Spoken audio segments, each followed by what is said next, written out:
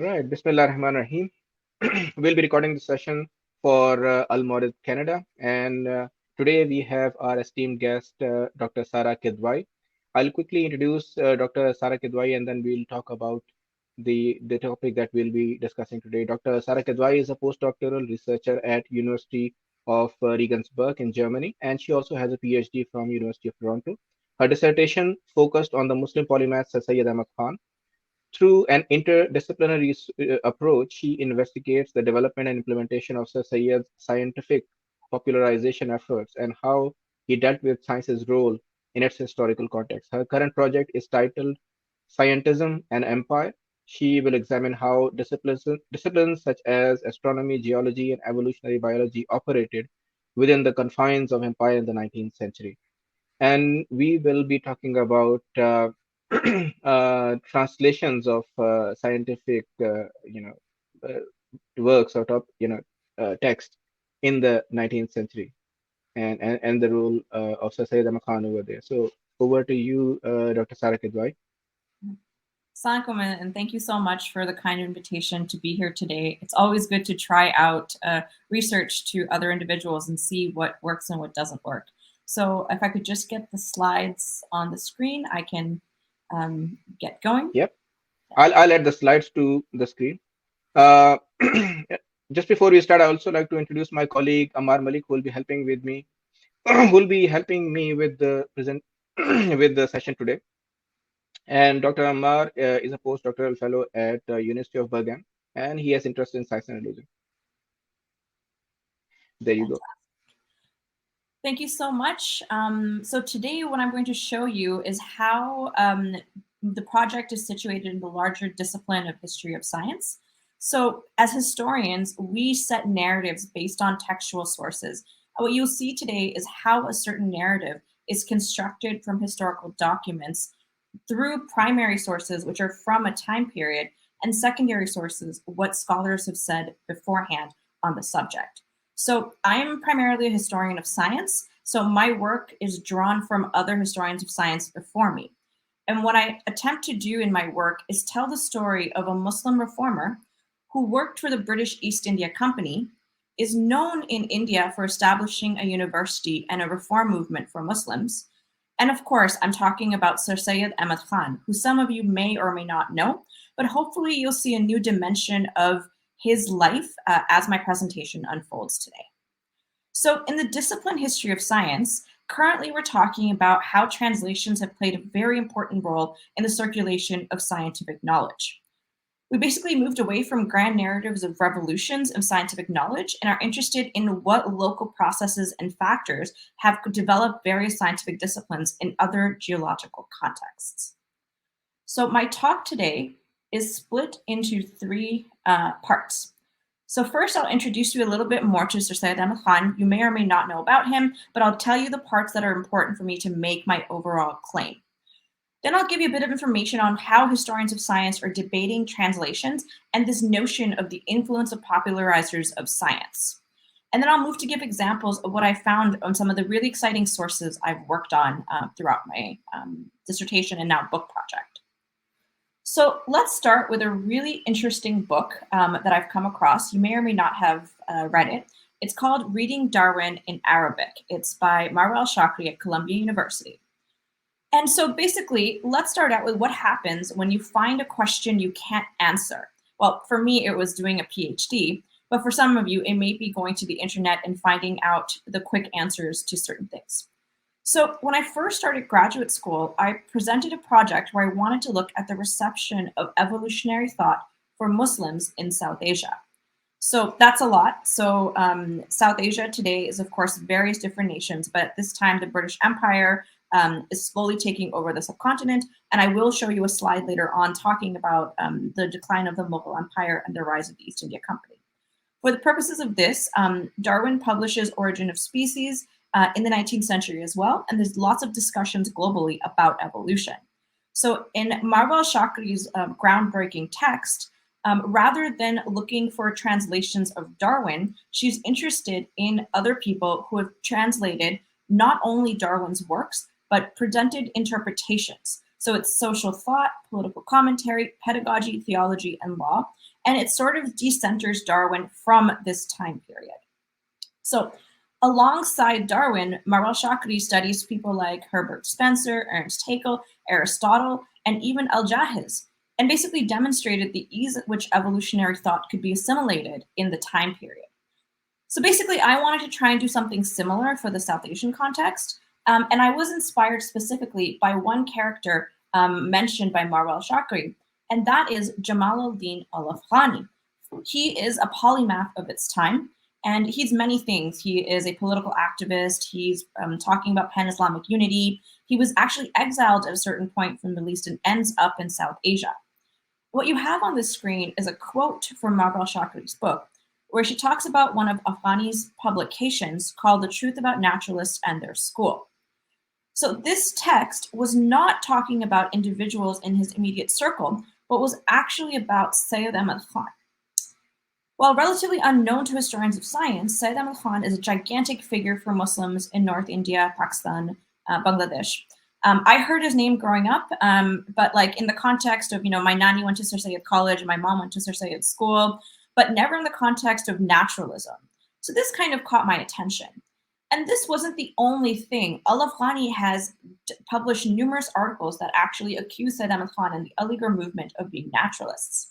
So elsewhere, in an extensive translation by Nikki Keddy, here's another quote. He, referring to Syed Ahmad Khan, appeared in the guise of naturalists and proclaimed nothing exists but blind nature, and the universe does not have a wise God. So I wanted to ask the question, we have a clue on what his opponents say, but what was Syed Ahmad Khan's perspective on this?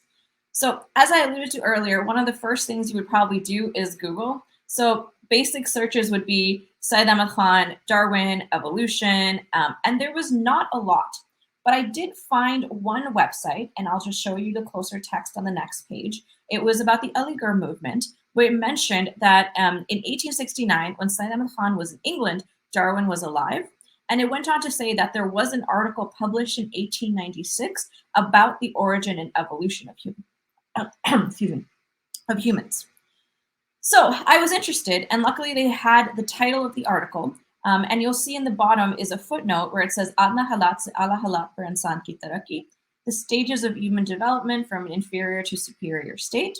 But unfortunately, the citation did not have the right volume number. So there's a 17-volume text called Maqalat Sir Syed that has many of his publications and correspondence printed. So I went back to the volume, and just my luck, it was in the later volumes, but I did actually find this article cited on the website. And there's a copy of it. And it was one of the first translations I did from Urdu, Syed Ahmad Khan's Urdu, which is a little complicated, to English. But it wasn't exactly what I was looking for, because the text doesn't begin, Charles Darwin published Origin of Species. It begins, when we look at the universe, we observe three different forms of things: Hajar, Shajar, Hewan, rocks, trees or plants, and animals. Changes in these three occur due to internal and external factors. So here was a source that proposed a new way of looking at development in the world, but it had nothing to do with European ideas, had ties to actually older perspectives. And so one of the very first things I did was break down this article and look at its components. To give you a very quick summary, in Adna Halat, Syed Ahmad Khan offers a wide range of topics on evolutionary thought and the origins of life. So first, he presents readers with the notion that all things on Earth have three types, and then he elaborates that changes in plants and animals are due to both internal and external factors. Then he goes on to articulate plants and animals grew to reach a final or superior state, but humans kept growing. Minerals had no internal growth. So this sort of mechanism of human origin was something that was argued and debated in the 19th century, but no one had really unpacked the perspective and debates that were happening in the Muslim world in the 19th century. So basically in the text, there's also a quote mentioning Darwin, but it's a bit of a flyaway quote. So it goes, the monkeys that exist today, orangutans and apes, are quite similar to humans in many ways. Mr. Darwin claims middle chains are missing or extinct, but even if we found them, They would only prove similarities among kinds.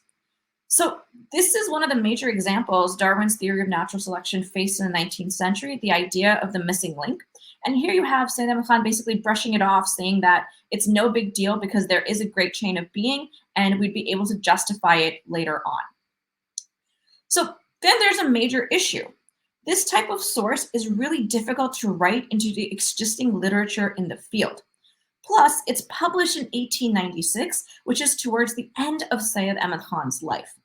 It was important at this point to abandon the reception of evolution in South Asia project and look at why someone like Syed Ahmad Khan was never written about in the history of science. So this is where I come to his biography and the important points of his life that made my case on him being a popularizer of science. I'll explain what I mean by that later on, but just to give you a sense of him, again, he's characterized as one of the forefathers of Muslim nationalism in India, a reformer of Islam and education. His name evokes many responses in the subcontinent. I have met people who are, have family members who went to Aligarh Muslim University and think highly of him. I've met people who thought he was divisive and terrible. I received emails from people calling him a Freemason. So it's a very interesting spectrum. But again, as a scholar, you have to follow the sources and see what they tell you. But what's interesting is that while he does establish the Mohammedan Anglo-Oriental College in 1875, which is later the basis for Aligarh Muslim University, before that, he was an employee of the East India Company, which was in charge of India. And I'll explain the historical details a little bit on the next slide. But here we're just focusing on Syed Ahmad Khan's life. So while he was young, he joined the East India Company. But in 1864, he founds a group called the Scientific Society. Most people have never heard of this group. It was very short-lived. It was about 14 years this society was active. But at its peak, it had 500 members, majority of which were actually Indian, who were concerned with science education and translation in North India. So the question then began, why doesn't this exist? And that slowly became my current book project on examining Syed Ahmad Khan's engagement with science education, both from an Islamic and Indian perspective, and also what was coming in from England. It's not a straightforward narrative. He's not simply translating or transmitting Western knowledge. In fact, he's also drawing from Persian and Arabic sources that were present in the subcontinent and sort of fused them together. And my theory is he's not the only one across North Africa, Middle East, and South Asia who's doing this in the 19th century. And the reason for that, of course, is the backdrop of this, which is imperialism. So what you have on this slide is the context I alluded to earlier, and that's the transitionary period in the Indian subcontinent. So you have basically a time period where you have, and of course, this is the Muslim context. There's also the Sikh context and numerous other Hindu empires. But I'm giving you the narrative that makes sense for my argument historically. So you have the Delhi Sultanate, which is roughly 1206 to 1526. Then you have the rise of the Mughal Empire from 1526 to 1857. But it's in 1757 where the British East India Company gains its foothold in South Asia for the first time by gaining a trading divani, the right for revenue extraction. And then they slowly consolidate their empire. But one thing you'll notice is I have noted the end of the Mughal Empire as 1857, but the East India Company as 1757.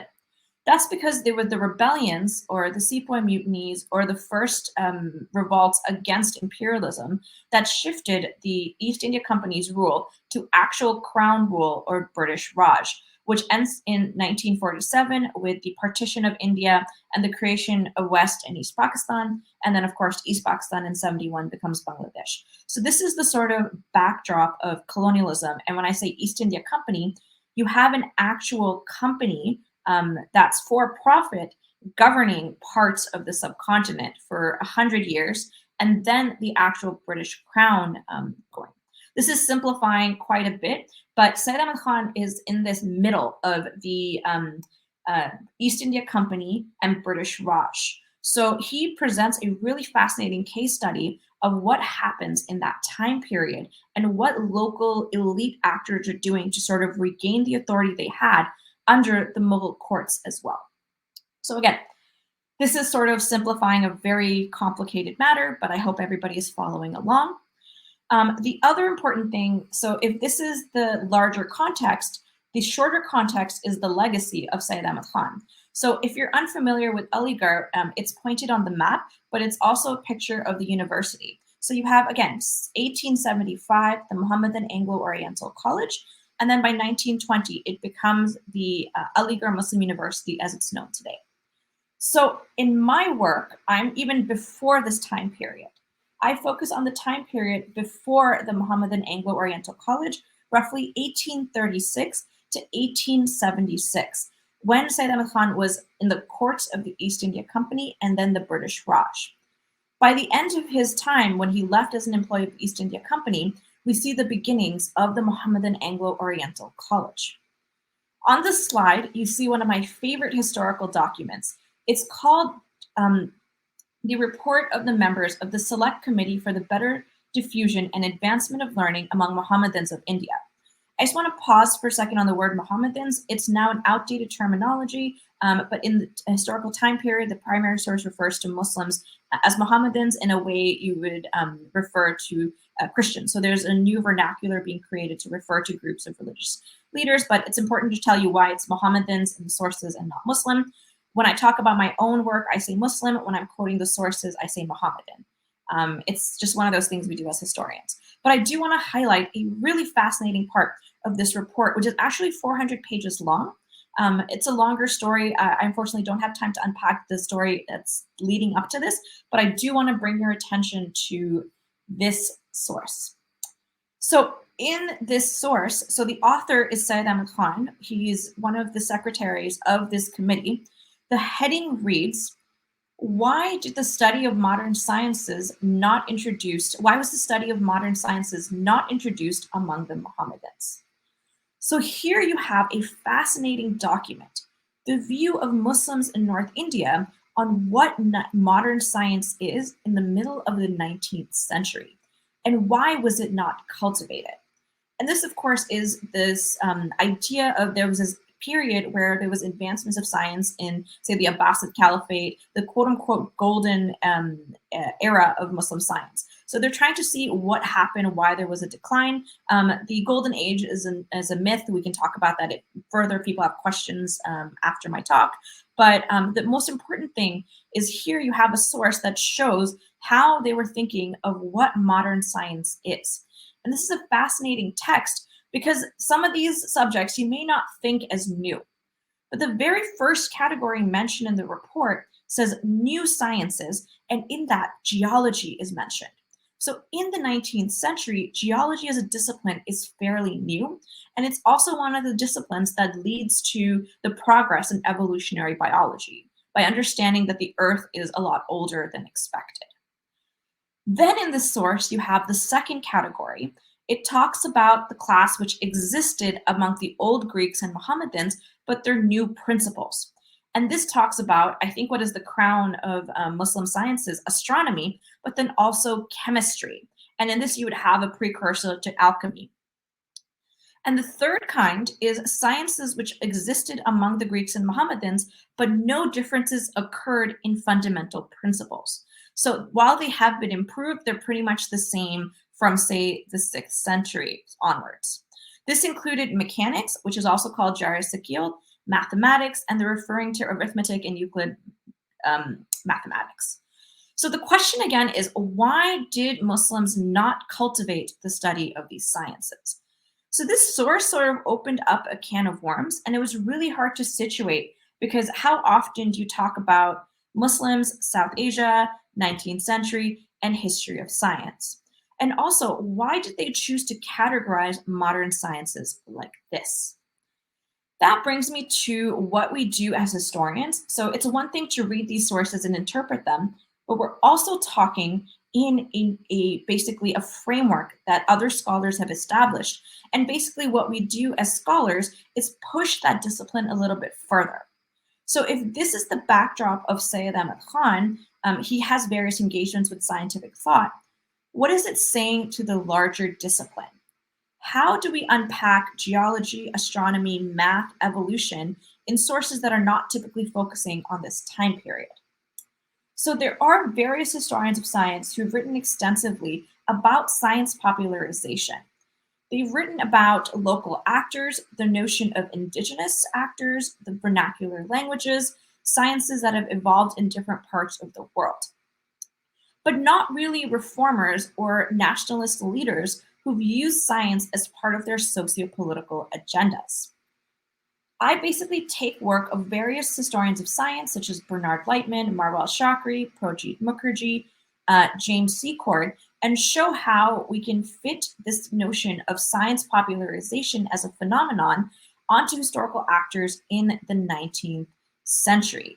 And by building this new framework, you can study Syed Ahmad Khan in a new light. So while there's hundreds of publications about Sir Syed Ahmad Khan, there's not a lot about his engagement with scientific thought and how it influenced his social and political agenda.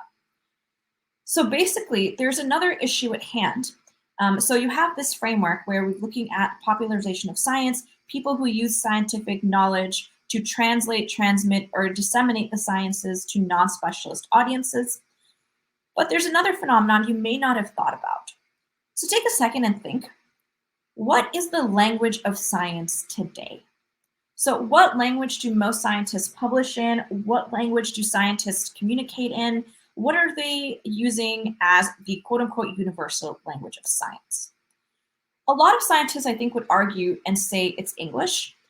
Currently, most of the scientific community communicates, meets, publishes in the English language. But the thing is, how did that happen? So while we're talking about the 19th century, this quote unquote unpacking of the universal language of science doesn't happen until later. So this text called Scientific Babble by Michael Gordon talks about how English acquires the status of a universal language of science. But in the period I'm interested in, the 19th century, there's actually three major languages, and it's called the triumvirate languages of science: English, French, and German. So basically, it's a bit of an accident that English becomes the major language of science today. You have major causes such as the decline of Latin, but also the world wars that demote French and German languages' prestige and raise the English language. But that may bring another question, and I alluded to the golden age where, Arabic was the language of science. So what happened, and why is this story slowly unraveling to lead us towards English? Well, one of the reasons, of course, is colonialism, British imperialism around the world, but also the end result of the world wars. However, Syed Ahmad Khan presents this fascinating case study of how it was happening at the same time. So this brings me to another point, another very interesting and important textual point, and it's the Islamic-Arabic discussion and how that comes into play. So historians of science have a very good account of what occurs in Europe through the transmission of scientific knowledge. But what I've been interested in, what happens eastward with the fall of Baghdad in 1258, you have the rise of the Ottoman, Safavid, and Mughal empires. And basically what we're looking at is how these Arabics and Persian sources make their way to the Indian subcontinent, but later on, English becomes the major language because, as I mentioned, the East India Company and imperialism. So in fact, Syed Ahmad Khan's engagement with scientific knowledge presents a really interesting view because you can see the shift. Some of his earlier publications are looking at Arabic and Persian sources, but the later ones in the middle of his career rely on English language sources. But he's always publishing in Urdu. So that's a really interesting context. It does get a little bit complicated, but I hope I'm slowly able to articulate it as we're going on. But there's another factor, and that is, of course, it's not just British imperialism that's taking place in South Asia. There's another figure I'm working on, an Austrian Orientalist who's by the name of Alois Sprenger, and he is the principal of a school called Delhi College, where they're actually working on translating and teaching scientific knowledge in Delhi. That's not the subject of this talk, but the reason I want to mention Delhi College is because one of the first scientific translations of Syed Ahmad Khan that I found was actually in one of the reports I have on the slide. So basically what happens is we've built this multiple layer that contextualizes why I'm talking about Syed Ahmad Khan. You have a multilingual context, you have Islam in South Asia, and you have this imperialism that's coming in different intellectual traditions. So let's see what that leads us to, the results, and how we can continue to build Syed Ahmad Khan in this sort of perspective. So I have a timeline on the screen for you. Syed Ahmad Khan's publications are absolutely fascinating. You could spend your entire life on simply one of them. He publishes archaeological surveys of Delhi. He publishes several risalas as well on his views on how the earth was stationary, but also they're in Urdu. But what's important to realize, have you ever thought about how the Urdu language came to be? And why do we call it Urdu and say not Rekhta anymore? Or when did it actually split from Hindi and Urdu? This is another reason why Syed Ahmad Khan's publications are important, because he's essential for the development of the language as time goes on. So since 1582, this is when Mughal Emperor Akbar's finance minister was around, Persian is introduced as the language of administration for the Mughal Empire. But really what you have is other regional languages still being discussed. But in the 1830s, this is the 19th century, when the East India Company takes over, English gradually replaces Persian. So basically, while Urdu is not always the Muslim language it's viewed at today, it replaced Persian and English as a sort of vernacular language. It gained prominence in the northwestern provinces. It's a huge source of debate, but I'm just trying to show you why linguistically it's important to talk about scientific and technical translations as they occur. You see basically in Syed Ahmad Khan's publications a more complicated Persianate text simplifying to an easier text. Honestly, even for me, the earlier things are harder to read than the later ones. So the standardization of Urdu language, while it's, again, a well-studied phenomenon, it's also an important layer to the story. But let me introduce you to a really fascinating text which was in the reading. And this is the one I alluded to earlier. Not a lot of people actually know about his first foray into technical translations. So let's dive into it and get a little technical. So this is called Tehsil fi Jar-e-Saqil, The Principles of Mechanics, and it's first published in 1844. Keep in mind when I showed you the Select Committee report early on, Jar-e-Saqil, or mechanics, was the third type of science which had not been changed. The story behind this translation is absolutely fascinating. In the text, Syed Ahmad Khan explains that the original source is an Arabic risala. It's written by a Yemeni scholar, Abu Zar Hakim, but then it was translated into Persian by somebody by the name of Abu Ali. Then Syed Ahmad Khan translated it into Urdu. So it's gone through three layers. It's gone from Arabic, Persian, and then Urdu in the 19th century. So in this text, it's basically outlining how 5 different machines are constructed. He discusses their relevance and basically detailed instructions on how to construct them.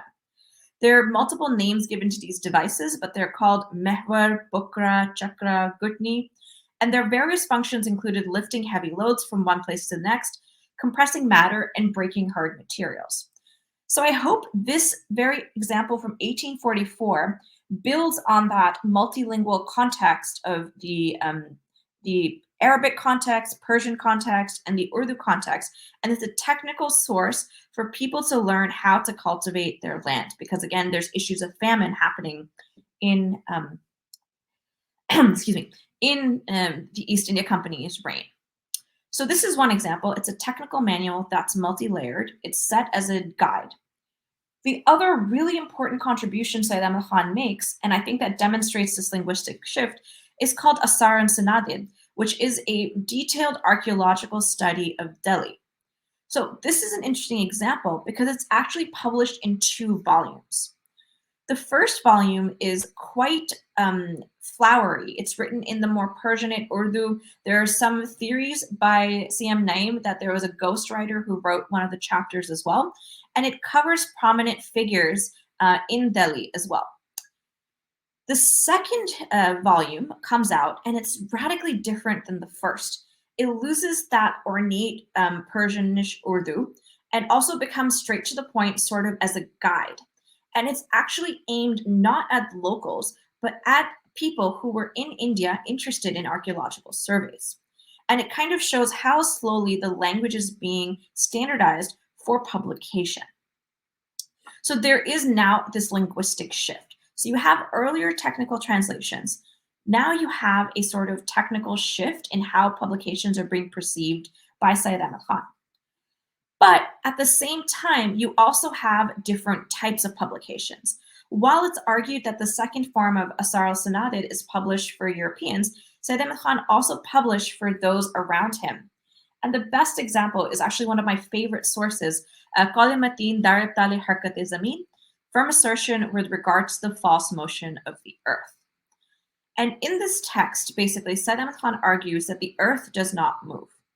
And he gives very classic examples of, throwing a ball into the air, it lands. And then if you look at the ocean and a ship is sailing, it eventually disappears. And so basically, his conclusion is there's only one type of movement, which is linear. And because any naturally inherent motion is repulsion or attraction, there's no way something can move in a circular motion. So this is 1848. He's responding to European education at various institutions, such as Delhi College that I mentioned before. But here's another really interesting thing. He does change his mind. He does let go of the idea that the earth is stationary. But what's fascinating is where that's actually found.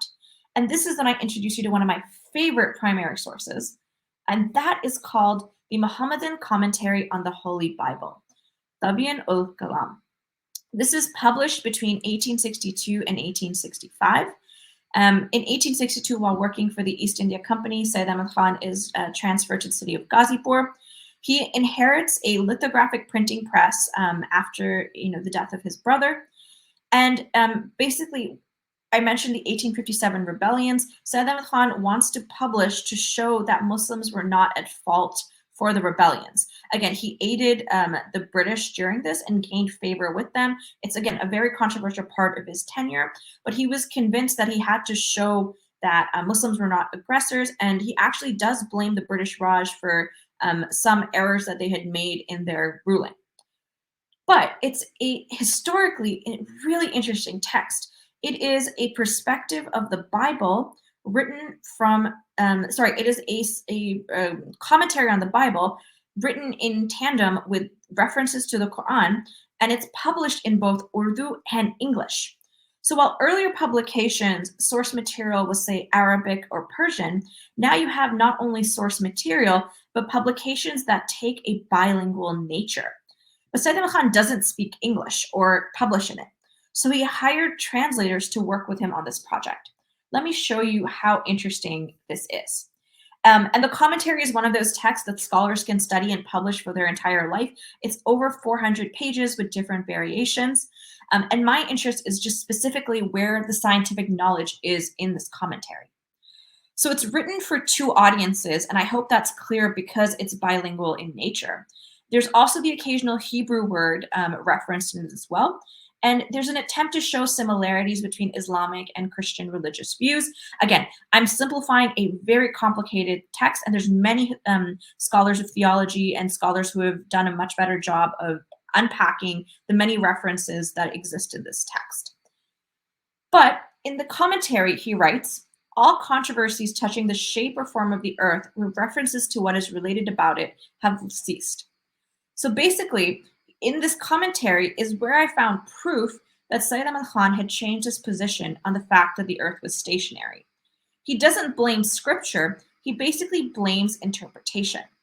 And how it's done is he says that the theories that the earth is stationary are so old that people wanted to prove it was in line with their religious perspectives, and they tied the two in together so closely that calling one false, say the earth doesn't move, would call the other false religious scripture.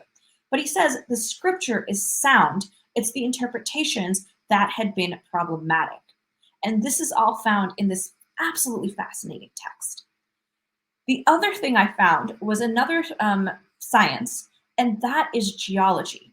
So remember from the primary source I showed you about the Committee for the, they were understanding why Muslims didn't cultivate various sciences.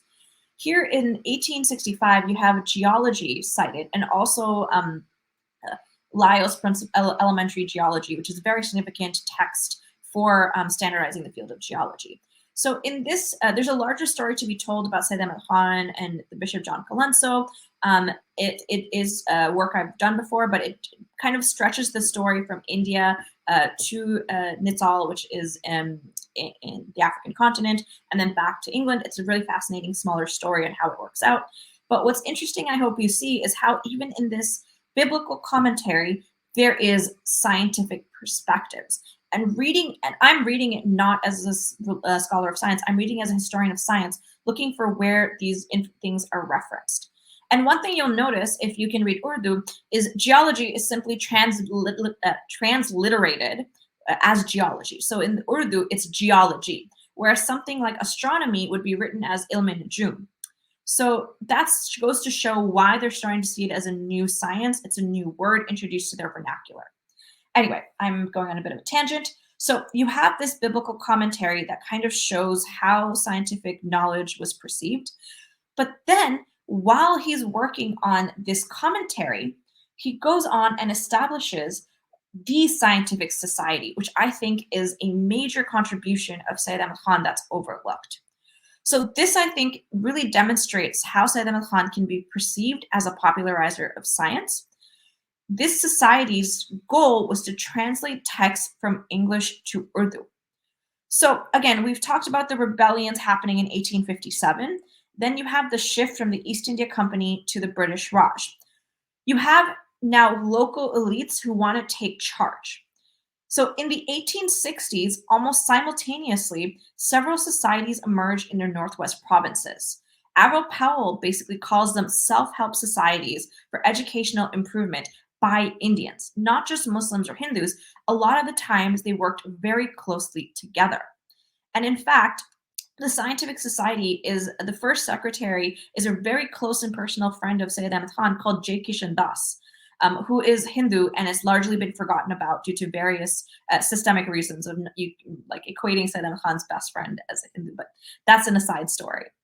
Where the name is concerned, the word science and scientist is also forming in the 19th century, but society was actually quite ahead of other groups in their name. They thought the simple act of translating itself was engaging with scientific research, which goes on to show why adding historical actors into these situations creates an engaging narrative that shows you what is happening in the world, not just in Western Europe. So let me show you what the bylaws look like. The society was quite robust. So what you'll see is on the slide is an actual primary source of the mandates. And let me tell you what it says. Translating key texts from the arts and sciences and collecting rare manuscripts. However, it would not engage with any religious texts. So society's first year was quite active. Just in the first year, they had 236 members. As I mentioned, the peak was 550. And think about this. These are Indians who are concerned with educating their locals in their actual language. But the society was, like, I'm sure some of you have never heard of it, is reduced to a footnote in the history of science as well. So writing the society back into the historical narrative was important. And basically, in their first year alone, they translated 640 pages from English to Urdu. Society also moves from Ghazipur to Aligarh, and they have a petition where they ask for a building where they can actually hold lectures and have a school. Then there's also 3 employees, and they there's lots and lots of bills. So I had to read through all the documents that list what the society's expenses were, where the money went, how it was being funded. I could basically talk about the society for a very, very long time. It is a very interesting episode in our heritage. But basically, it's really important because what they were doing is they were translating texts that were, first of all, historical. They were looking at Muslims, Indian history, and classics. In the scientific text they were translating, it was related to agricultural tools and experimental chemistry, useful, practical scientific knowledge to better their lives. But also they were looking at things such as political economy to better understand the system of governance they were under. So here's one of my major arguments that I make, and I really hope other scholars have seen it so forth. My argument is that the scientific society is the reason the Mohammedan Anglo-Oriental College was in Aligarh. This institution existed there, which allowed for the later society to form and build further. It is extremely important for there to be an Aligarh Muslim University to have what is the scientific society. On the screen, you can see some of the very fascinating lectures they offered. So while they talked about the origins of the Dor tribe, there were also simple things as how the sewing machine worked. There's also one that may sound familiar, the dismissal of incorrect theories entertained by ancient Greek philosophers that the earth does not move. Here you may notice the shift. It's no longer Greeks and Mohammedans, it's ancient Greeks, because now they've slowly untangled their views from them. So again, it's interesting to see what exactly they thought was useful scientific knowledge in this particular context. So what happens after Syed Ahmad Khan founds the society? It's growing quite extensively. Syed Ahmad Khan actually travels. He leaves India only once in his life, and that's to travel to London because he wanted to spend time there for various reasons. I will leave it simply for now. Just he wanted to write a refutation to a book written about the Prophet Muhammad. And this is his travelogue. So it basically took him a month to go from Benares to London, which is a very long time. But the travelogue itself is fascinating because you travel through Aden, Suez, Alexandria, Marseille, Paris, Dover, and you kind of get a sense of how he's viewing these places in the 19th century. So he kind of flips the narrative of, usually have people from the West traveling to the East. Here you have someone from South Asia going through there. There's just a side note, the Suez Canal, which was in the news when it got blocked 2 years ago, it wasn't actually functioning at the time he's on his trip in 1869, but he actually meets the engineer de Lesseps, who was one of the architects behind it. And there's this fascinating exchange between them aboard the ship. But I hope what I'm trying to show is how engaged he is in his time period with major scientific developments, with standardization of scientific knowledge, and just furthering an account that shows how important science and technology is to Syed Ahmad Khan's own perspectives. So this brings us back to the report. And this report is published after he comes back from London. So he founds a scientific society, goes to London, realizes they have to directly address the issues happening, comes back and forms this committee. And this committee is the foundation for the Mohammedan Anglo-Oriental College. And eventually that leads us back to the bigger narrative, which is the foundation of Aligarh Muslim University. And I really hope that you can see why it's important to do all this before we can even go back to Adna Halat, because it's much later on. To just take the source in its context deprives us of all this fascinating path I've taken in this talk. And so basically what we're showing here is a larger part. So this is what my current book project looks like. What you've seen is a very small sliver of Syed Ahmad Khan's engagement with scientific knowledge. But the bigger story shows you how integral he is in 19th century history of science. He fits in all the literature quite easily, and it's easy to show what he's actually doing in his time. And so basically what you've seen today is not an extensive biography, but rather how Syed Ahmad Khan's life fits against developments in history of science during the 19th century. So I've shown you a lot of the archival material I've drawn, but it's only a fraction what I've actually been able to cover in my work. And my argument is that Syed Ahmad Khan is a popularizer of science. He shaped an agenda for different audiences, had different political, pedagogical, and social goals in mind. And I also show that you can be a popularizer of science and also be something else. So you can be the reformer, the educator, the controversial figure you are, and still be a popularizer of science. There's some really interesting sources that I just unfortunately didn't have time to talk about today, but I'm more than happy to talk to you about them in the future. So thank you so much for your time. I'll end there. Feel free to reach me if you need to. Thank you.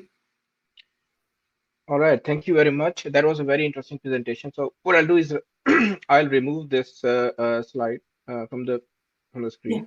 Yeah. And any sources that you want to share with us, any reading, you can provide us links, your contact information. We can put it in the video description, and then people will be able to access it later. So just as an opening question, let me start by asking, what you showed is pretty interesting. And as you concluded, you presented Sir Syed as a popularizer of science within his kind of within his time and within his kind of local community and in the local languages that he was dealing with. I mean, our introduction to Sir Syed has always been as the founder of Aligarh Muslim University, mainly driven by the needs of the time and his attempt to bring, you know, more acceptance of English among Muslims. And among the religious community, he's always seen as a modernist, naturalist who's gone in the wrong direction. So how he was treated by the religious community, but his role as a popularizer of science is almost kind of missing from the picture. So why do you think that is the case? Yes, that's a brilliant question. And the reason is just because what he does later on in his life, he's just more famous. So the period I look at is when he's not Sir Sayyid Ahmad Khan, he's Syed Ahmad Khan Bahadur. He's an employee of the East India Company. His family has lost their wealth because of the decline of the Mughal Empire, and everybody's more interested in him post Aligarh because that's when he becomes controversial. That's when he starts doing his speeches against the Indian National Congress, when he goes and does these big speeches at melas. And then he starts publishing the Aligarh Institute Gazette and Tahzib-ul-Akhlaq. So what I'm trying to show is 1837 to 1876 is a period forgotten about only because what happens later is much bigger and more influential. But to become influential, you had to do something. And what that something is his engagement with scientific thought in various different ways. So yeah, I heard of him as well as, you have the two nation theory, you have just learning who he was. So I actually was, as I tried to show you, inspired by what is he doing in Marwal Shakri's book. And that's what led me down to the dissertation and now book on scientific engagement. And what I hope to show again is he's not the only one. You have other people also responding to in other parts of the Muslim world that people are working on. Tatawe, Al-Afghani, Shumail, all these other figures are also responding to imperialism, whether it's French imperialism or British imperialism, through reform. And the reform comes in different ways, but does have some degree of discussion of the sciences. All right, yeah. I mean, I think the part of their response to imperialism and colonialism and the impact that it was having on the people over there, I think that has been talked about a lot. But in this popularization of science, do you think that is also that is also an attempt, or that is also motivated by how do we respond to colonialism? I mean, does this play any role over there? So one of the most interesting things I found is how Syed Ahmad Khan switches from India to Muslim. And you can Right. actually see that in his scientific texts. So early on, he's very concerned with the people around him. And then, of course, with other controversies, such as the Hindi-Urdu controversy in languages and the rebellions, you can see him slowly shaping more and more to be concerned about Muslims. And what I show is between this time period, how that slowly becomes important. So it is not the resistance that comes a generation later, but it's an attempt to show that there is a way for us to self-govern and take charge of their own fate as opposed to depending on the East India Company. As always, who he's writing to, he has a different personality, which is why people bring out so many different facets of him. So if he's writing to the Muslims in North India, it's a very different Syed Ahmad Khan. If he's writing to the patron, Duke of Argyll of the Scientific Society, it's a very different kind. So he's a very shrewd politician in a way in that time period. But again, we have to realize that very few local actors were able to engage in these elite circles. So for example, when the Asiatic Society is founded, there's no Indians that were part of it. It took, I think, 43 years for the first Indian to be accepted as a member. And let's not even talk about women. They are much later on, are included in the narratives. So there's an exclusion of who is allowed in this space. And again, Syed Ahmad Khan is still an elite actor. He's from the Ashraf class. He, was raised in the Mughal courts. He has anecdotes of remembering the Red Fort from his childhood. But in terms of science popularization, they want to know, they think Western exceptionalism comes from their advancements in the sciences. And they, in one of Syed Ahmad Khan's writings, he says, if we can cultivate that, we can also get back on track because, Islam is only a couple hundred years behind Christianity. So they're Right. trying to see as we can do what they're doing and do it better in some of his writings. Yeah, yeah. So, I mean, I've been recently listening to this podcast that William Dalrymple is doing, and it's called Empire, and he's talking about the British Empire and the role of East India Company, and in the kind of initial few episodes, he talks about how East India Company takes over, and one of the ways, of course, they win out over local powers and on even on Mughals is through technology because they bring in better guns and better technology. So what I want to talk about, sorry, what I wanted to ask was before East India Company arrived, or just when East India Company arrived, and their influence had not established. I mean, what kind of science were we doing? I mean, did we have our own science legacy in colonial before colonial India? I mean, were Mughals So, doing any kind of science? so that's a very good question because I'll ask you, what are you defining as science, right? Because in the Hmm. 19th century, it's William Whewell who first uses the term scientist. And so what you have is natural philosophy, natural history on the Western side. On the South Asia side, you have various things such as mathematics and astronomy that have developed deeper. There are scholars who work on this idea. They work ahead of my own work, whether it's Sanskrit mathematics or it's um, uh, the observatory of Ranajit Singh.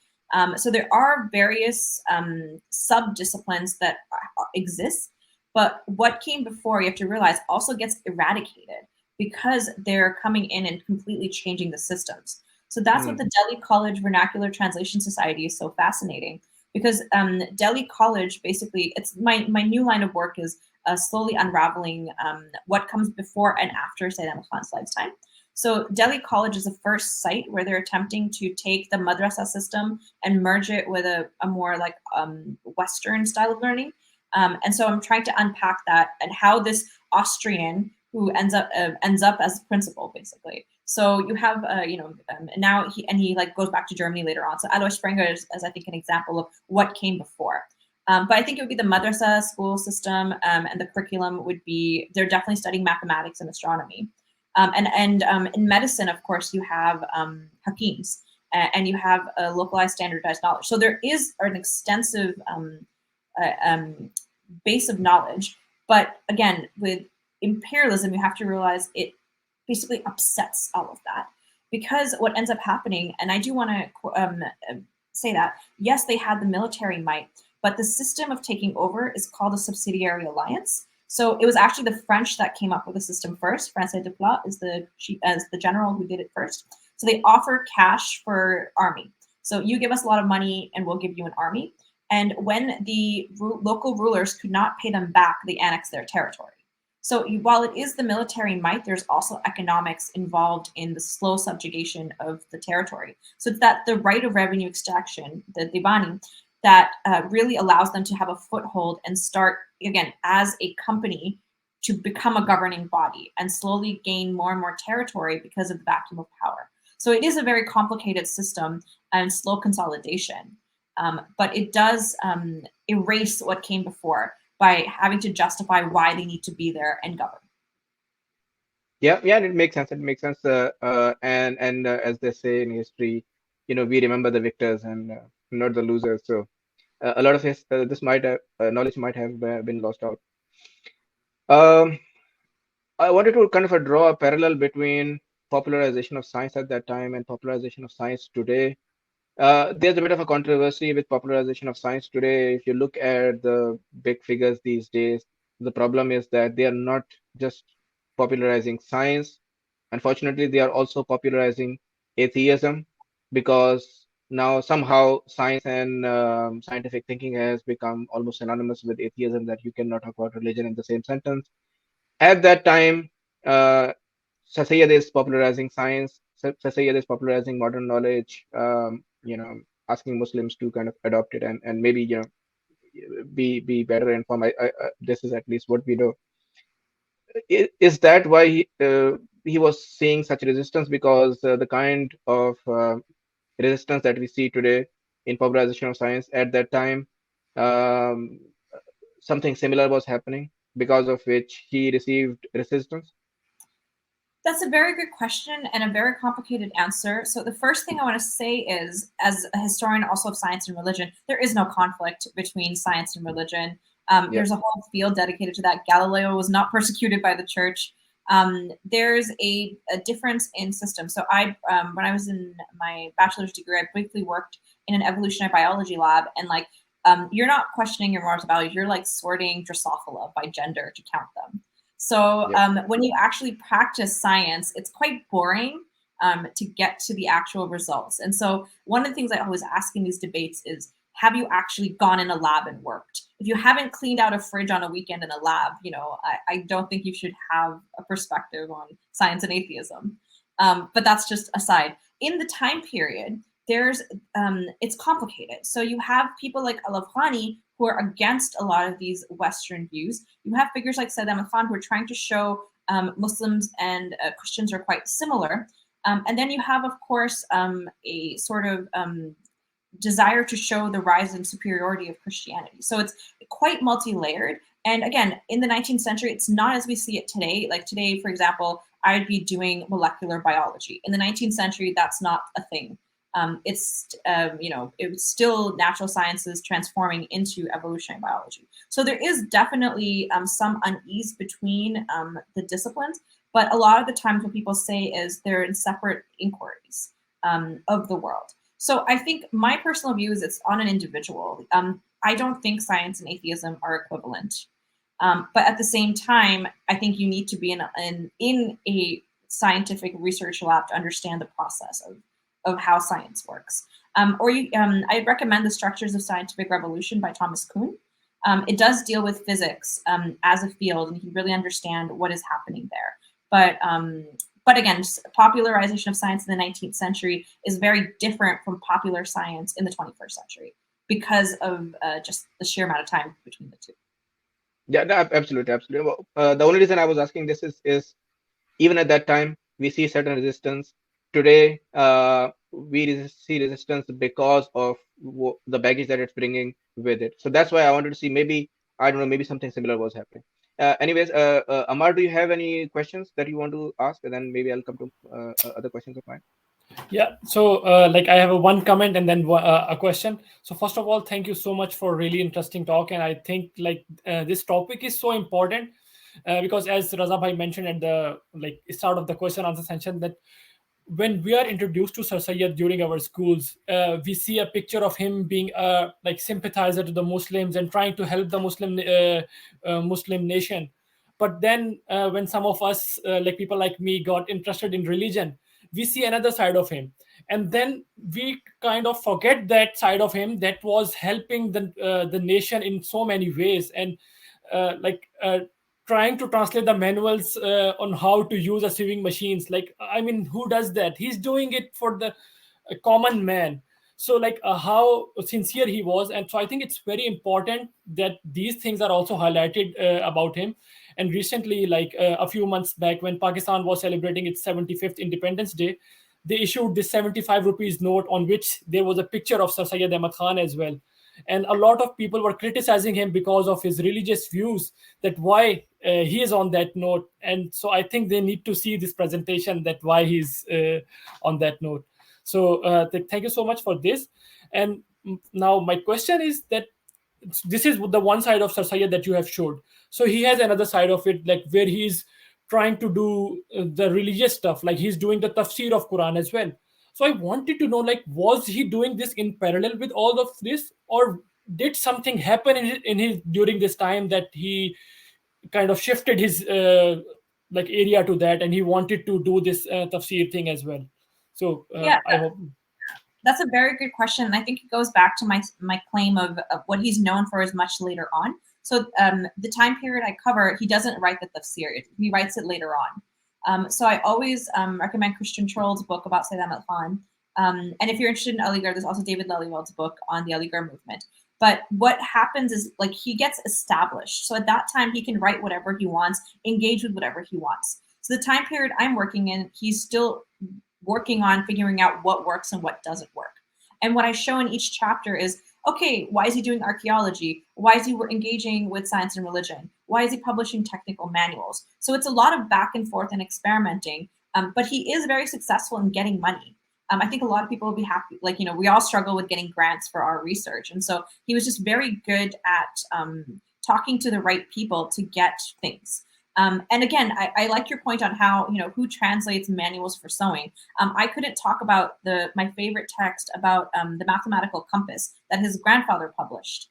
So that's another fascinating example, which is also Persian text that gives us so many layers of his own views. But then the geocentric to heliocentric one is fascinating because it shows his ability to like change and accept information as it's being presented, which is a very progressive view of the world. So again, what people end up doing is taking like a small sliver of his life and saying, this is him, you know, let's criticize him for this, without realizing that it took like, you know, basically the span of my book to get to that point. And so I disagree with him a lot. You know, when he talks about women's education, we fundamentally disagree on all those aspects. But what he's able to accomplish in the historical time period is definitely something fascinating and very difficult to do so. So I think that's something we have to give him credit for. And his concern is, how do we help others around us? And again, the legacy is you know, Aligarh Muslim University. And also many of our like families still talking about him and saying his name.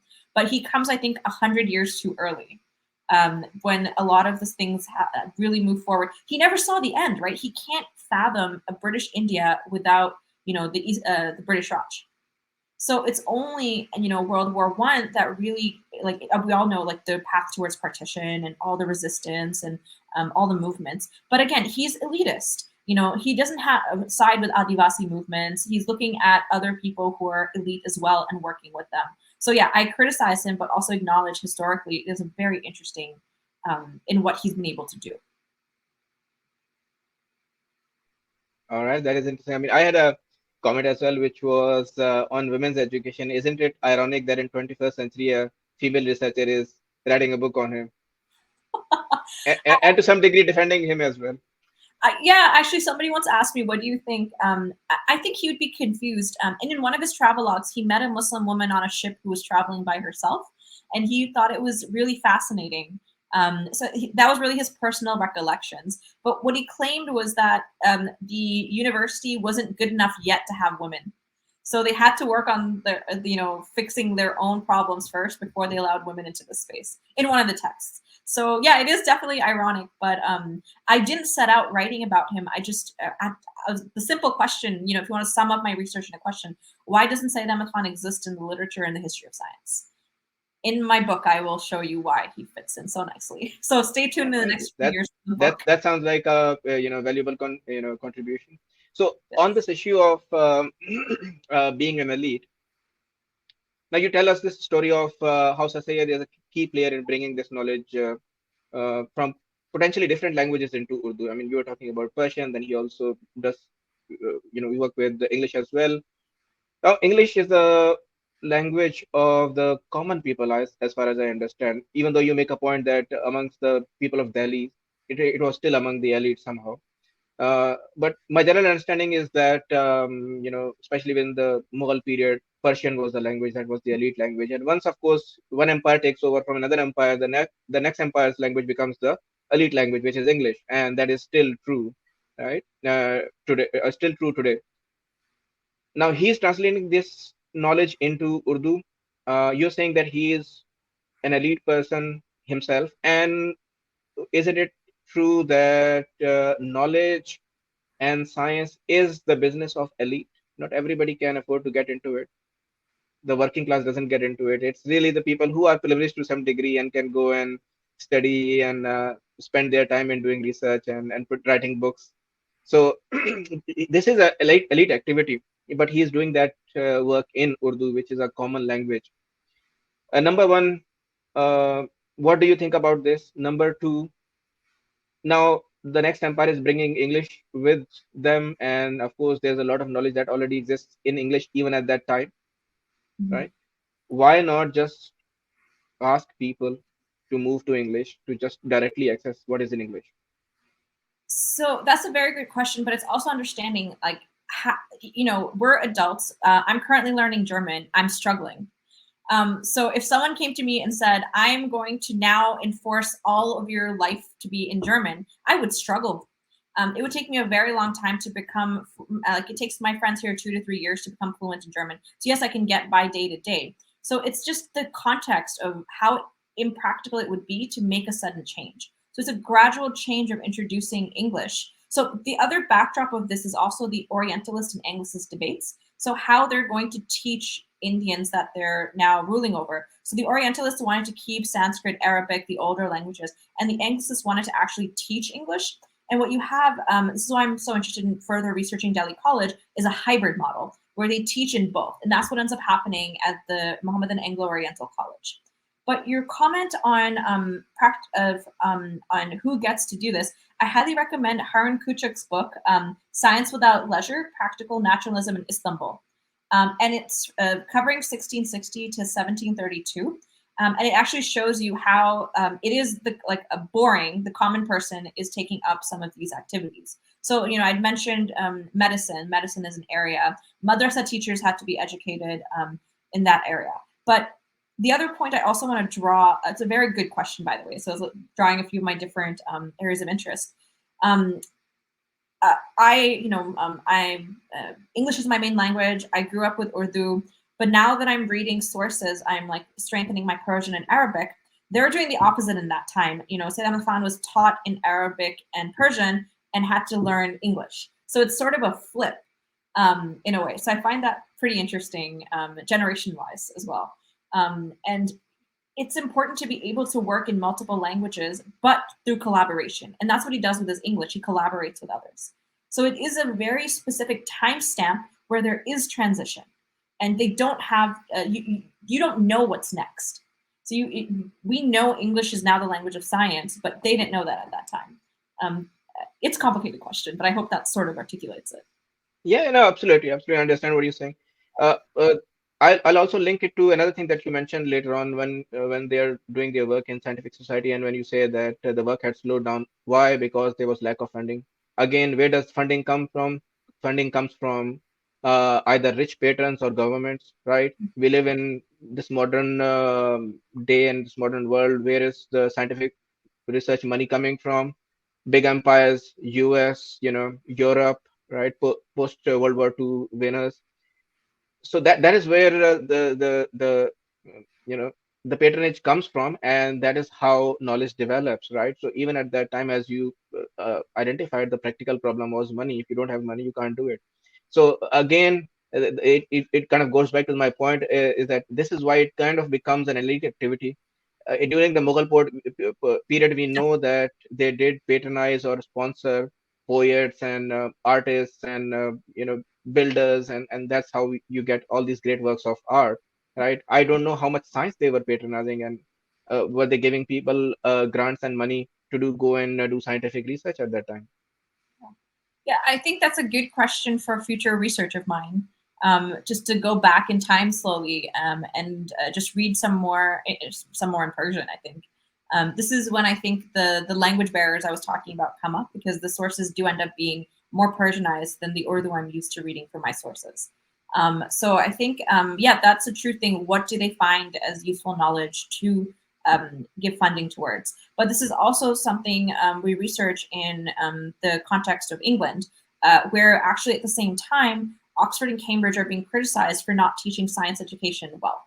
So there's this commission report called the Devonshire Commission, where they actually look at science education across various universities in the UK.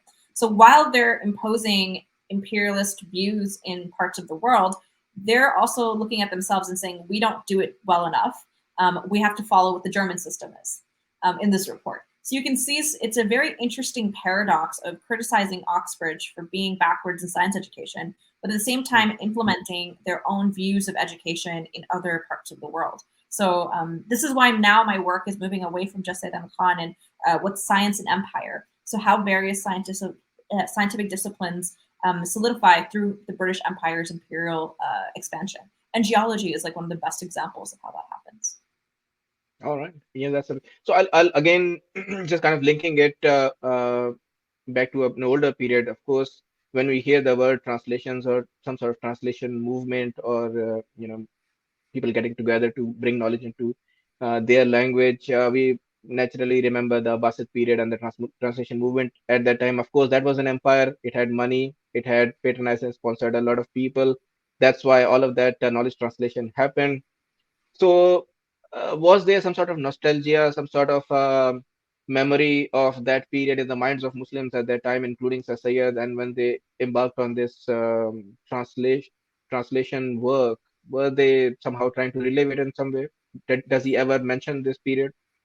Oh, yes, definitely. This idea of the Muslim golden age, and I put it in quotes because it is heavily criticized as a term now, is actually in the 19th century as well. Like Orientalists create this narrative of decline and stagnation. But a lot of these reformers also look at that time period with rose-colored glasses and say, look, we were once the pinnacle of civilization. What happened to us? And how do we get back to it? The how do we get back to it, I think, is not just Syed Ahmad Khan. I think, again, various parts of the world have reformers like him. And I'm hoping my work will help. Like, we already know some of them, but also link this phenomenon on what it has to do with this idea of the past glory, the current stagnation, and the future that can be if they make some changes. So I think, yeah, it's definitely influencing them, this Abbasid period especially. Yeah, I mean, of course, that was the time when, well, it was probably after the time of Sir Sayyid when the Ottoman Empire broke up, and then there was a lot of reaction within the Muslims at the loss of this. So the reaction, that reaction we know about. So I was just wondering if there was after the loss of the Mughal Empire, were Muslims somehow nostalgic about their prior history? And did Sir Syed ever deliberately refer to that period and say, okay, look what we did at that time? Did he somehow try to? Yeah, yeah. Uh, So again, because he was like, so this is why I think his grandfather is so fascinating, and hmm, I'm hoping I can do some more research on him because he was a what we would call a diplomat for the Mughal courts. So he would travel to other parts and bring back knowledge and information. So they're well aware of what happened in the past. They're aware of what's going on in other parts. But also this idea that there was a decline. So Sayyid Ahmad Khan was the first person in his family not to go work in the Mughal court, instead go work for the East India Company. And so it is a loss of wealth and status to a lot of these elite actors, understanding why and why is what led to the decline. So decline is a very prominent theme for the Mughal context for Muslims in North India, of course, because I really haven't talking about, there's of course Muslims all over the subcontinent. I'm just focusing on a very specific region, telling a very specific story. hmm. I mean, especially when we talk about Islam in India, what I've heard is that actually Islam arrived in South India before North India because Yes, Arabs were trading with South India at that time. yes. Ceylon, especially, like or Sri Lanka, has a much older history of traders coming in, and so you actually have also Africans coming in as well, like the Shidi communities that take Hmm. shape in the areas. We are just very. Some people have never even heard of those terms. So we have their traders who came in much earlier. I recently learned that there is a in Pakistan a community. I think it's in Peshawar of Somalis that have been settled there for a very long time. So it just needs to have more attention. So the question then becomes, what happens if you like just to use Guyam Prash's word, provincialize Europe and just Hmm. treat it as you treat other parts as well? And that's why I started with the Alafani and Syed Ahmad Khan story. It's two intellectual like behemoths talking to each other, debating. But we know what Right. Alafani's criticisms were, but not what actually Syed Ahmad Khan's views on naturalism were. So that's where this whole like black hole started. And I was like, oh, there's enough for an entire PhD thesis and book to go All over. right. So that's what I suppose for somebody else to pick up and do their PhD in, unless you want to Exactly. do a second one. Oh, I think now I would love to supervise someone who wants All to right. think about that. Happy to talk about. There's tons of work that has to be done on these figures. But my view was you first write Syed Ahmad Khan, and then the others who resist or respond or are for or against him will also slowly pop up. Like I said, the Scientific Society had 500 members. I've only been able to identify 30 of them so far. So there's many, many more to go. So yeah, So that's yeah, just linking it, just linking it to the point that you were making earlier. You mentioned a book. I'm forgetting the name of that book. I think it was to do with mechanics, and it was originally written by somebody who was an Arab, and then later it was translated into Persian, and then he translated it into Urdu. Now, when he was doing that, was it just incidental that it was in Persian? His intention was really not to necessarily translate, let's say, Muslim knowledge into Urdu and then make it accessible to the common person through the common language, or was he just going for whatever of use is out there and then bringing that into Urdu, and it was Persian or Arabic or the Muslim languages weren't kind of particular interest to him. early on, again, because he works in those Hmm. languages, that's why he's interested. That's a knowledge source for him, what he's raised in. But the two technical translations are actually supervised through employees of the East India Company who sponsor him to do them. So one of them I mentioned was published at Delhi College Vernacular Translation Society. The other one, he brought it to a supervisor and said, I want to translate this. It seems useful.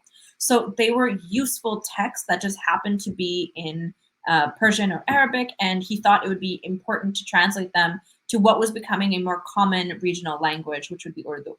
So it's showing the decline of Persian, but Urdu becoming the more accessible language. But again, a lot of it is also oral tradition. So Hmm. how many people were, it's a question I get a lot, like how many people are actually literate in the time? And that's a good question. I don't know the answer yet. I think there needs Yeah. to be more work on the literary traditions. Yeah. So, I mean, in your paper, you talk about polyvocal history of science. I mean, that is an interesting term. I mean, what do you mean by that, and why is it relevant? I mean, is it only relevant from a historical point of view, or does it have something to do with science as well? Yeah, so I borrowed that from Carla Nappi and Marvel Shockery's piece where they're talking about translations. And essentially, it's a historiographical term. So historiography is how historians argue about history. So history writing is like writing the actual story, and historiography is how specific themes shift. So the polyvocal history of science is acknowledging the many different languages and geographical areas where these sources come from. So a more diverse and global story of the history of science, as opposed to Europe is the scientific revolution basis. So that's what we're trying to do now is show how it's not just scientists, it's also social reformers, political activists who shape what scientific knowledge looks like in a specific setting through different languages and sociopolitical circumstances. So All right. I mean, in the kind of same vein, while you were talking about it, you mentioned that there was a period in which the scientific knowledge was in French, German, and English. I mean, I think all of them are kind of Latin-derived languages, yes, right? yes. You mentioned about Russian as well, but let's just focus on this. I mean, and you call them the triumvirate of languages, right? Yeah, Science. Yeah. yeah. So, but later on, we see that English becomes the primary language of science. And even though in France and Germany, they may still be studying in their own languages, possibly even teaching and studying science in their own language. But when it comes to the international forum, internet, exchanging ideas with international colleagues, again, it has to be in English. That's how they go about it, right? So English seems to have won out in this science communication war. And primarily most of the research is being done and presented in English. When you were talking about it, was that just a historical thing that you were mentioning, or were you trying to say that there is a case for science to be done in multiple languages? Yeah, definitely. So one of the reasons, Syed Ahmad Khan gives this address to another society in Bengal, and he says that there are French sources, there's German sources, there's English sources. We're going to use English sources because they're the ones governing us. So they just felt it was easier to translate the English language sources given their own structures. But yes, science is conducted multilingually. It's hopefully in a way with recent technology where you can use captions and translations, have spaces where people can approach it in different languages, and hopefully the decline of English as a major language, as we've seen, there's been shifts from Latin, Arabic, Greek, English. There may be another language of science in the future. There's no absolutes. I say that as a historian. So it may become that the language of science does become multilingual in the future. No, absolutely. There are no permanent empires. When the Roman Empire was there, people thought the sun would never set on it. Now we just study it in history books. Maybe I'm sure during the buses, that's what people thought. As you were saying, that Sir Syed could not think of British India without the British colonial rule. Of course, that is all history as well. So who knows what is going to happen in the next 100 years and where we'd be from the scientific language point of view.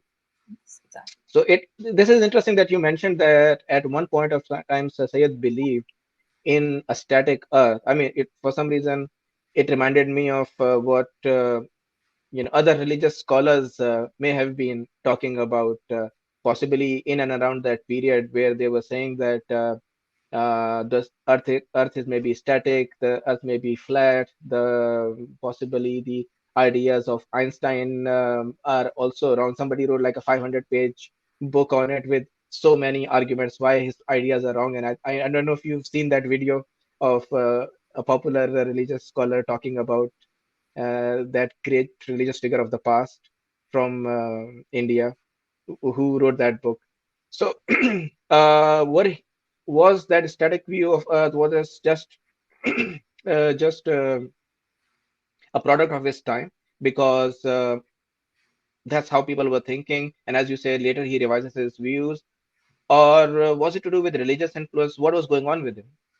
Yeah, again, it's a complicated narrative, but it's really in the time period that they don't know what we know, right? So telescopes were not that widely distributed at the time. They were relying on previous evidence. So while it was religious, like he does give proof in the text that has been used throughout the years to try and show a geostatic Earth.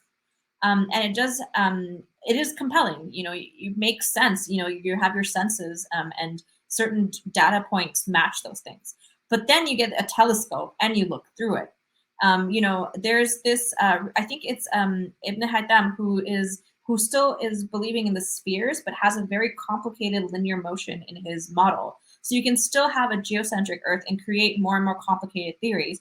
Or you have Occam's razor, which is just the simplest theories. Okay, it does revolve around the sun. It makes sense. So I don't know what exactly triggered him to change his mind, but my working theory is a telescope. And just the evidence that was presented is so overwhelming that you can't deny it anymore. But there's still flat Earth society today. So there's still people who are funding someone to launch a rocket to prove the Earth is flat. So every period has certain perspectives, and hopefully we can begin to understand it. I personally have gone skydiving, so I've definitely seen the curvature of the Earth. So that's my empirical evidence. But yeah, it's definitely an interesting thing to see someone change their perspective and then continue to change as they go on. Yeah. I mean, that's the kind of I believe that is the kind of narrative that Thomas Kuhn describes as well, right?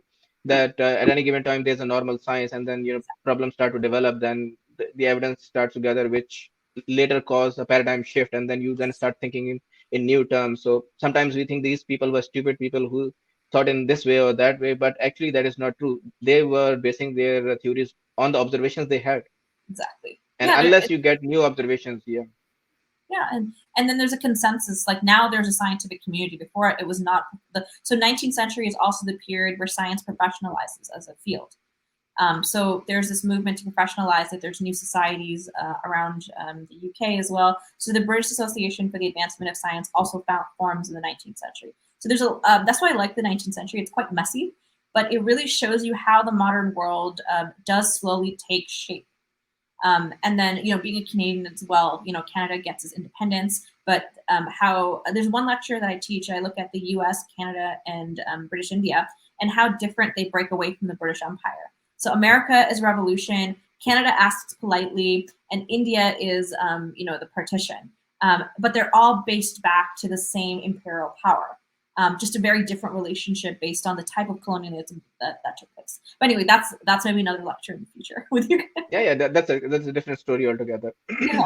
So this point that you mentioned about him revising his views and changing his views later, I mean, we see this tendency in especially this Islam and science discussion that just continue to happen, and it's like a never-ending subject. Even today, you can go to YouTube and just search for Islam and science. You'll get 500 talks and lectures and debates and what's going on in this area. So it seems like this tendency continues to be there, where if we see something happening in science which seems to corroborate what is in scripture, people just jump up and down and they say, look, this is what was predicted 1400 years ago. And if something uncomfortable comes along, some people say, oh, don't worry, tomorrow it will be proven that we are right. And some people like Sir Syed might go and say, okay, no, this is a problem of interpretation, I'm going to do a different interpretation, therefore I'm going to reconcile them. So this back and forth we continue to see. I mean, was this something that you were seeing at the period in which Sir Syed lived in the late 19th century? Was that happening as well because of all of these modernist thinkers? So and also a lot of traditional schools were founded at that time as well. So Yeah. was this happening a lot? I mean, back and forth between science and Islam? Yeah, definitely. I think this is where it's important to understand. There's a time where we thought that we're composed of four humors. So like how we understood physiology changed. How we understand the heart and having four chambers, that might change one day. So like science is not something that's permanent. We have open questions in physics about is the Earth is the universe expanding? Is the universe finite? We are still understanding the world around us. So if you pause now and try and interpret it through scripture, what happens if physicists come up with a new theory in 200 years, right? So my view is similar. I think that's something Syed Ahmad Khan tried to do, is to show how they're separate domains. And when you try and do that, science is changing, but scripture is static, right? And I think you need, don't do that. I think that's the way to say it, because science as an enterprise is constantly evolving. And when you understand, this is why the history of science is so important. When you understand how various theories come around, you really understand that it's not absolute. There's no absolute certainty. And as things are going on, we may find a new element tomorrow. We may find one of our theories are incorrect. And so it's better to let science understand, inquire, and that's why I'm a historian of science, and I claim I don't do theology. They're very separate domains of inquiry and understanding. So, I go to Nano if I have a question about religion. I go to my PhD advisor or my boss if I have questions about history of science. So I think that's, I've never seen a conflict. And I think everyone needs to think critically about the world. And again, if they want to dispute a scientific fact, open up a lab and do the research. That's true. That's true. I mean, it reminded me of. I think you can go on YouTube and find a video of Abdul Salam talking to somebody, and this person asks him, you're a scientist and you're a physicist, and how do you reconcile your science and your religion? And you know that he was a very religious person as well. Yes. Right. I mean, and he mentions that most scientists, they just leave their religious views at the door when they're entering their lab. So in the lab they just do science. Their religious views are outside. So it can be very boring sometimes. it indeed is. Science only looks glamorous from distance. Yeah, as someone who's worked in a lab, it is very boring. Sometimes you don't even have to think; you just mind-numbingly do the research. So and you have done a PhD, and Amara has done a PhD. I'm sure doing that PhD work was not easy. It's a very, very painstaking work. Yeah, but you enjoy what you do, it does become easier. Oh, that's great. That's great. So, what also fascinated me was the story of the scientific society. I mean, I'm surprised that we don't have scientific societies today in Pakistan, or maybe there are and nobody even bothers to look at them. I remember that there was some sort of a science or art society somewhere in Karachi, but that was, I don't know, I might have visited that place 20, 25 years ago. Why aren't there scientific societies today? Why did Sir Syed create a scientific society at that time? Was it because of the British influence you talk about? There were such societies in England. That's why he was taking inspiration from that and creating scientific society over there. Or has something changed significantly in how science is done today? That, for example, we don't have scientific societies in Pakistan, and maybe it is assumed that, let's say, it is going to be done in universities. It's a good question. I can't speak to Pakistan today, just Mm, not being there physically for, last time mm, I was 2006. So I can't really speak to why or why not, because I would know the Canadian context better. But I mm, can speak to the time period. So again, they weren't like scientists, but there was a scientific society translating scientific knowledge. So what a scientific society did was much different than what scientists would do today. So I think you're right in pointing to maybe it is the universities that go where science education happens. In that time period, we don't have the same system of education. So they need these independent groups to educate, reform, and advocate, as opposed to, this is just me assuming, and now it's just, you probably have a lab in a university, as opposed to mm. it's independent, unless you're like, um, Fermilab or bigger Right, right. organizations. So that's just an No, assumption. those are government sponsored. I'm talking about because I'm sure these scientific societies, well, maybe some of these scientific societies were purely for scientists and the elite in their fields, but I'm talking about a scientific society that somehow caters to the general public and it is part of popularization of science. That I see is missing to some degree in countries like Pakistan right now. I mean, for example, I've noticed that Parvez Hoodbhoy has started this thing called the Black Hole, where they're doing a lot of lectures on science and arts and history and all sorts of things. Again, popularization of you know knowledge through this medium. But this idea of scientific society and people being members and they holding lots of events and etc. That seems to be missing in Pakistan. So that's why I asked. I mean, what was the compulsions at I that just time? don't know the Yeah, current yeah, it's all right. I mean, I'm not asking you to.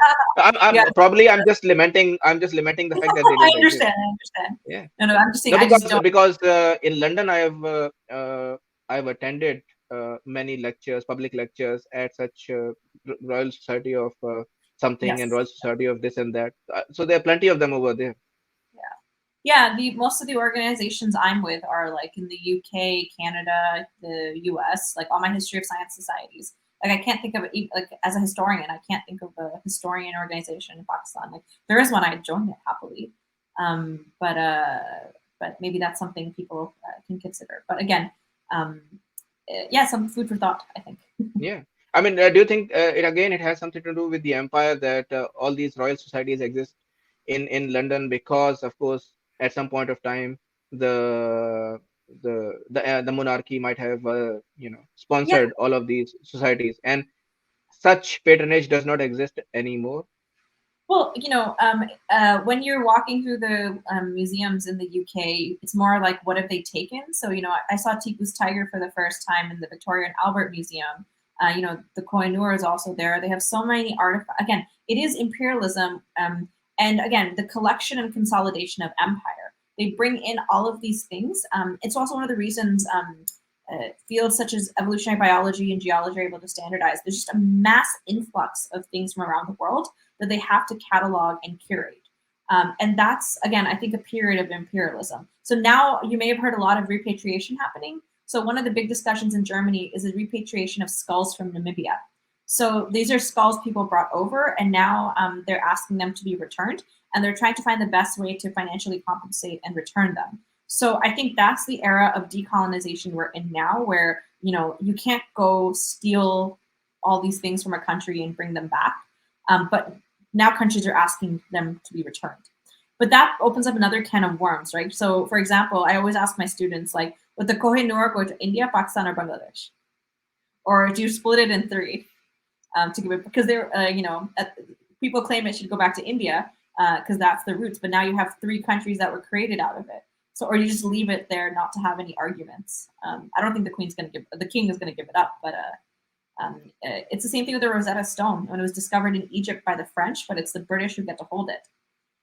It's multi-layered, and I can give countless examples that I give. I teach a course on science and empire, and that's what we examine is a lot of these artifacts and the results today of the world, basically. Well, that's where the money comes from. You have to loot other people to get that money. There you go. It's bad if I say capitalism 101, but Yeah. Yeah. All right. So you also you also traced this history from the Scientific Society to Aligarh Muslim University. Now, this is something, I mean, nobody would have heard. I mean, I've never heard anything like this before. That somehow the Scientific Society was some sort of a precursor, or somehow it started, that movement which led to Aligarh Muslim University, and the people who are involved were were the same people. I mean, is this something that you discovered in your research? Have people already identified it? Was this more well known before, and it was kind of lost to history because the popular history doesn't talk about it? What do you think was going on over there? Again, it's a good question. So this is I think my strongest claim in my work is saying the Scientific Society is the reason Aligarh exists where it does. And I think a lot of it has to do with multiple factors. And that is because people are usually more interested in the Mohammedan Anglo-Oriental College's beginnings and the period before rather than what led up to it. So it is a fact that no one really talked about the Scientific Society except for a few people who knew and studied Syed Ahmad Khan and Aligarh. But when you look through the primary sources, it takes a very long time. So I'm not even kidding when I say sometimes just reading receipts. You understand the structure of the organization. You put into all the data into spreadsheets, which I have. Historical work is very boring sometimes as well. But it is able to show that the people who were part of the Mohammedan, the Society for the Diffusion of, the society that leads to the creation of the college were part of the Scientific Society network. And they already had the government-funded land. They already had a network. While there are many other factors leading to it, it's also this established group who have not been studied in detail by English scholarship. There could be someone in South Asia who's written about them, but they don't have the same publication reach. So that's also something we have to be careful of. There are many local historians that exist in India and Pakistan and Bangladesh who do the work like this, but just don't have the same exposure that an academic at a university would. So I may not be the first, but it's definitely one to draw a more clear link on how financially and socially it's entangled with the origins of Aligarh. So that is the strongest claim I make. All right, yeah. I mean, I suppose that's a valuable contribution.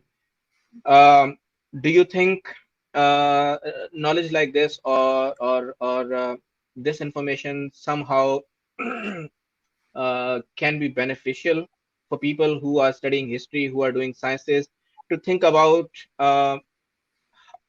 how doing such popularization work, how founding such societies later ended up in much bigger projects that were done by Muslims even 150 years ago or 100 years ago. So do you think there is more use to it? We should popularize this information more so that people get inspiration from it? Oh, definitely. I think it's so important to know our own history and heritage, but in a way that removes our own biases from it. And so there's a lot of things I learned from different textbooks from different places that was quite shocking and surprising. And I was like, why haven't I heard of this before? And what is this? So I think if you are a scientist, learn about the history of your discipline. It is like the history of science is a field that exists, and there are historians who account for these stories and narratives. But also, I think it's just it shows that it's not isolated. Like there is a longue durée story. And again, that's why I'm interested in what's eastward after the fall of Baghdad. There was a book I was reading recently on Islam and science, and it said, why do we know Ibn Sina but not al-Bruni in the West? In South Asia, Al-Bruni went there and is quite influential, but it's Ibn Sina who gets read and coded into the text because he's easier to show how he relates to like the reforms. So there's a whole other tangent on Thomas Aquinas that I won't go on. So I found that very thought-provoking, is who actually from the Abbasid period, the intellects of that time period, get retold. And so my favorite group was the Ikhwan Safa. When I learned about like Brethren of Purity and a secret society in Basra, I was like, this is cool. Why did it take me grad school to learn about them? They were quite progressive in their time period, and having a secret society in that context is quite kind of interesting. So yeah, just learning about this and teaching, I think, would be a really good way to kind of show how fascinating it is. And yes, there was a decline of the Abbasids, but there's the rise of Mughal, Safavid, Ottoman empires. And then there's also, the rise of the Nation of Islam, Malcolm X. Like, how do we talk about Black liberation through Islam in the U.S.? I think that's an important thing. All right, that was very interesting. I mean, I'm out of all questions. Amar, do you have any closing questions? No questions, but like thank you as well for so many interesting questions. Like, you already asked some of the questions that I wanted to ask, so I think it was a very really like interesting discussion. And like, I personally think that this work is very interesting, and like everyone from like especially from Pakistan India region like should like read this, and whenever your books comes out, I would love to read it. So, thank you so much. I appreciate this. It's good practice for me to articulate my work to an audience that's not academics or not historians of science. They are academic. You know what I mean? Yeah, that's fine. I mean, even though English is not your first language, but I think if you get invitations, you should go to Pakistan and present this research in universities in Pakistan, because this is our history. It relates to us. It relates to what kind of challenges and difficulties and successes and accomplishments that we went through, and we should know about it, and we should kind of benefit from it as well. As you said, well, why is Avicenna known more? Because West picked it up, and that's how he became more popular. And Al-Biruni, because he was traveler to India, is not known as much. So we need to know who are our heroes and what struggles they face. I saw I think it was a drama or something where Sir Syed was a character, and he was standing somewhere on the street and he was begging for money, and that's that's how he was raising money for whatever work that he was doing. Drama. Not right now, but like that's so like this is something I want to cite in my work now. I'll go and find it. It must be on YouTube. That's where I saw it. So and he was a very witty guy as well, Sir Syed, because people used to accuse him of a lot of things, and he had like very witty retorts to their accusations. Yeah, no, it's definitely interesting in reading about it. But yeah, we did do like a talk with Habib University online, and so it was a good experience. So let's see if anybody wants to. I'm more than happy to. Thank you very much. Thank you, and that was very interesting, and we really look forward to what more do you bring from your your secret treasure that you've gathered over there. Yes, and with that, I'd like to thank my co-panelists as well, and let's conclude at this moment.